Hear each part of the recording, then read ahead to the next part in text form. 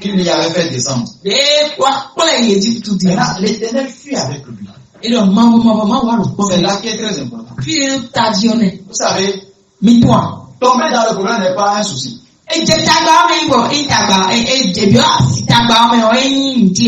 Alléluia. Amen. Par exemple, supposons on prend un militaire.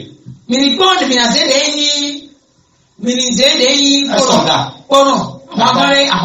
Bien entraîné. Il est dans un avion. Et l'avion s'est explosé. On suppose. Et il a sauté. Avec un parachute. Et il a atterri dans la forêt. Il peut vivre là pendant 1 an. Il ne va pas mourir. Vous savez pourquoi? Il est formé pour ça. C'est qu'il a les méthodes de survie. Il peut s'en sortir. Mais comme là-bas, même avec parachute, 3 jours suffit. Vous savez pourquoi? Parce que, tu ne sauras pas vite comment construire quelque chose sur lequel tu peux habiter.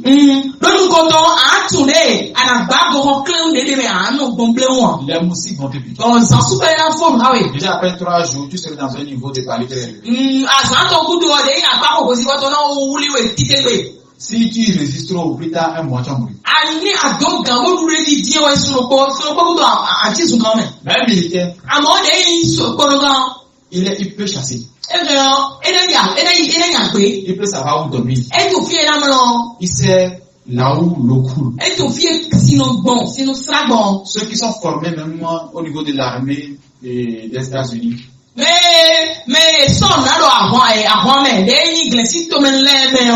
Même s'il est dans la forêt où il n'y a pas de l'eau, il y a des bois, quand ils commencent à les toucher, ils vont sentir qu'il y a de l'eau dans l'arbre.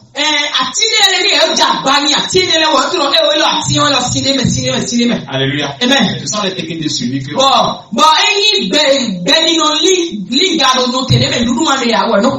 c'est pourquoi si tu prends le temps pour apprendre les choses sur Dieu, tu les mets vraiment en pratique. Lorsque tu tombes dans le problème, tu vas tout t'en sortir. Quels que sont les problèmes? Quel que soit le problème, lorsque tu tombes dedans, tu auras la solution. Parce que tu es préparé pour ça. Mais lorsque tu n'étais pas préparé, tu viens t'écouter une fois par an. Tu viens t'écouter une fois par an. Lorsque l'épreuve vient, et que ça tombe devant toi, c'est là où tu sauras que tu n'étais pas un vrai chrétien. Pourquoi je dis souvent à mes amis, on peut vivre ensemble, on peut faire beaucoup de choses ensemble. Mais le jour où je vais te voir au ciel, d'abord c'est le jour là que je saurai que tu as été un vrai chrétien. Parce que si je n'arrive pas à te voir au ciel, sûrement mon frère n'était pas un vrai. C'est une réalité. Parce que si on est chrétien, devant des situations d'argent, de biens, de relations, nous tous on peut faire l'hypocrisie. Mais devant Dieu, tout est ouvert. Et c'est après le jugement qu'on saura qui sont des vrais ou des faux. Maintenant on dit l'Éternel fuit avec lui. Ta prière la plus importante, ce n'est pas Seigneur, sors-moi de la pauvreté, sors-moi de ma situation, sors-moi de mes difficultés. Ce n'est pas ta prière.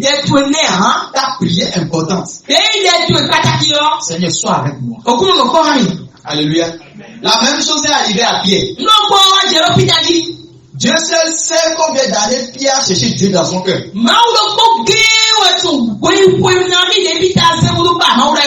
Dieu seul sait combien d'années Matthieu a cherché Dieu dans son cœur. Matthieu était un voleur. Pierre aussi était un traître.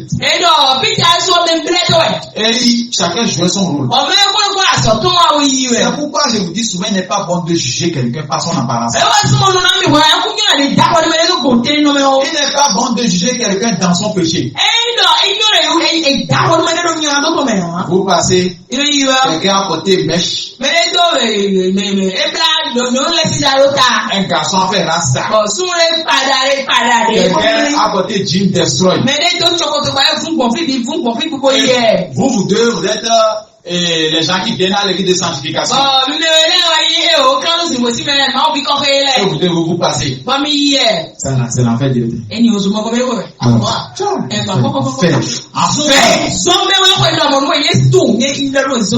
Alléluia. Vous avez jugé quelqu'un. Mais peut-être. Dans 5 ans. Tu ne seras même plus dans la foi. Oh. Alléluia. Peut-être. Est-ce que c'est lui qui serait même pas? Vous jugez. Alléluia. C'est pas bon de juger. Alléluia. Lorsque tu vois quelqu'un, il faut te dire. Comment je vais faire pour être comme Jésus? Alléluia. Et toi-même. Parce que la Bible dit de ressembler à Jésus. Et j'aime beaucoup ce verset, Galates 2, verset 20.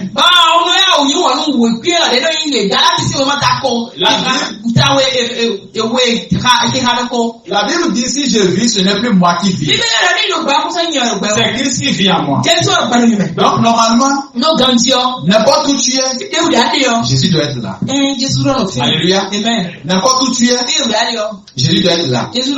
Quand je dis ça, dans tes pensées, tu seras en train de dire, si je suis quelque part, Jésus doit être ici. Tu t'es trompé. Alléluia. Amen. Même dans la parole de la prophétie, c'est sorti, mais c'est que vous n'avez pas peut-être bien compris. La parole a dit que c'est votre cœur qui est son habitation. Donc si tu arrives vraiment à ressembler Jésus, si tu le ressembles vraiment, c'est pas l'hypocrisie de on fait des croyances aux yeux des gens. Vrai.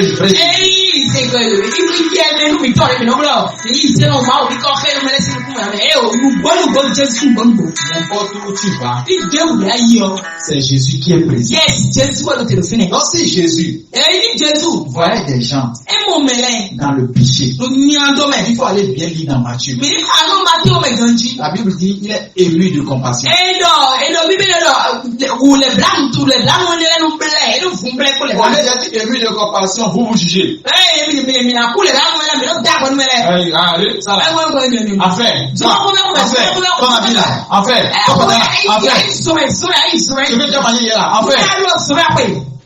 Alléluia. Ça c'est non, c'est nous. Que Dieu nous pardonne. La Bible dit, pour attaquer un enfant de Dieu, vous devez être à l'image de Dieu. Normalement, lorsque tu vois quelqu'un dans le péché,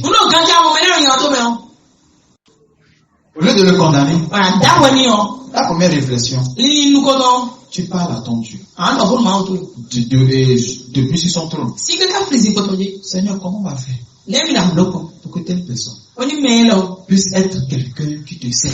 Et si tu connais vraiment le cœur de Jésus, il faut dire Seigneur, aide-moi à connaître vraiment ton cœur. Si tu connais vraiment le cœur de Jésus, non, tu vas vraiment connaître le cœur de Jésus.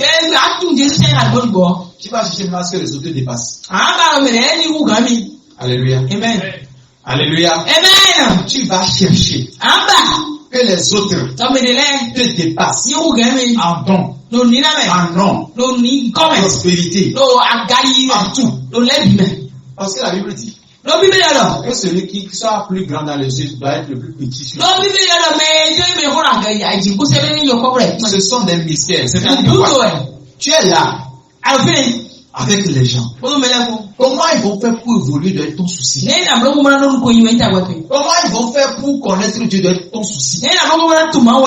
Tu pourrais même passer des nuits de prière pour leur vie. Il y a des gens dans l'ancien temps, lorsqu'ils bougent, ils bougent, et ils voient que la ville est remplie de péchés, ils rentrent dans la maison, ils s'enferment, ils vont prier, ils vont faire 3 jours. Aie pitié de ce peuple. Aie pitié de ce peuple. C'est leur prière. Ils n'ont même pas prié pour leur manger, ni même pour le loyer. C'est pourquoi, si vous n'arrivez pas à avoir le poids des âmes sur votre cœur, vous allez juger les gens. Celui qui est sale que tu vois aujourd'hui peut devenir propre demain. Et si tu pries pour cette personne, tu participes vraiment à l'évangélisation. Alléluia. Amen. Donc le temps ça va, Dieu va nous aider. Alléluia. Amen. Donc l'Éternel prie avec lui. N'importe où tu seras, il faut que Dieu soit présent. Les gens sont en train de prier quelque part. Dieu visite nous. Mais tu dois être la visitation de Dieu. Tu rentres dans une famille. C'est Dieu qui est présent. Ce qu'il voulait chercher chez Dieu.